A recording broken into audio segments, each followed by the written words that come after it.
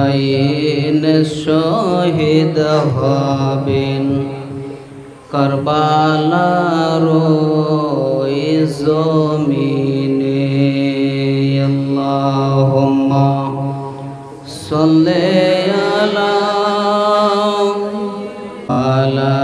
আলি সাইয়্যিদিনা।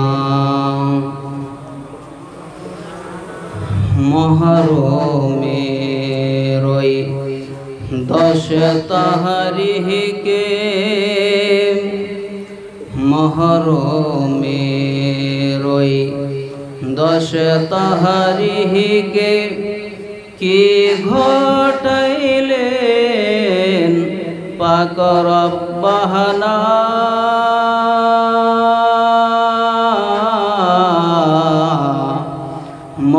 মহরমের ওই 10 তারিখে কি ঘটাইলেন পাক রব্বানা।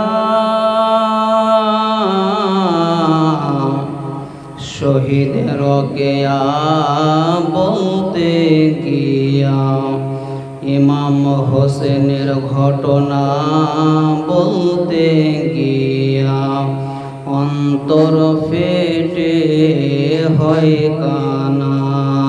আল্লাহুম্মা সাল্লি আলা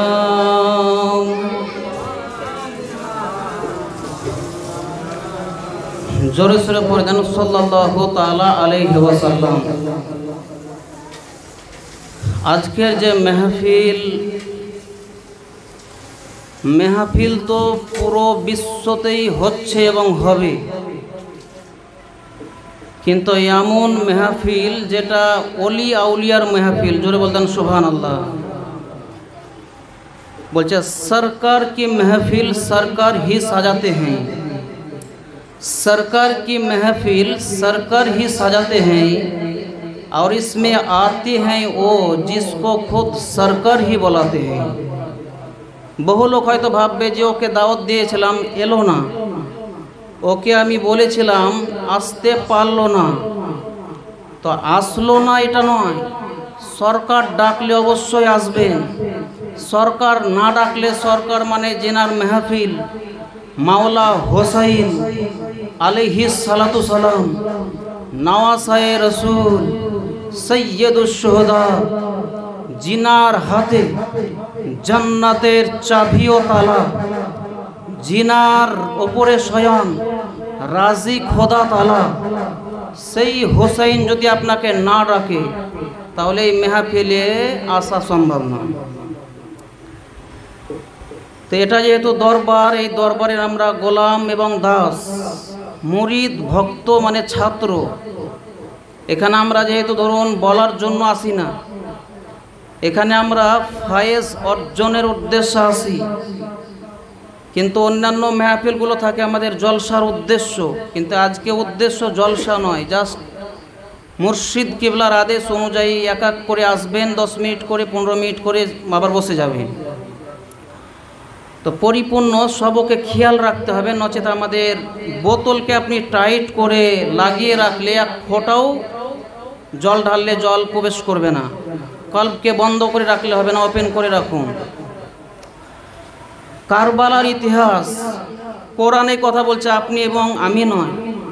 কোরআন বলছে ওয়ালা তাকুলু লিমান ইউকতালু ফি সাবিলিল্লাহি আমওয়াত। আল্লাহ তাআলার পথে যিনারা নিজের গলাকে বিসর্জন দিয়েছেন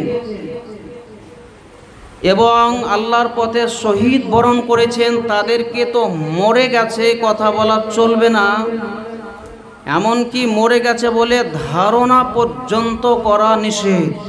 কেন?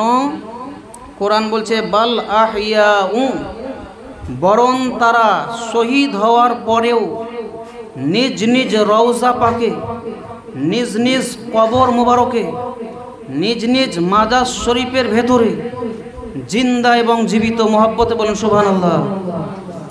জিন্দা, কোরআন বলছে কথা, কিন্তু আমি নয়। আল্লাহ বলছেন বাল আহিয়াউ ওয়ালাকিন লা তাশউরুন, হে বান্দা বান্দিরা সেই সম্পর্কে তোমরা অবগত নও। আল কোরআন সূরা বাকারা।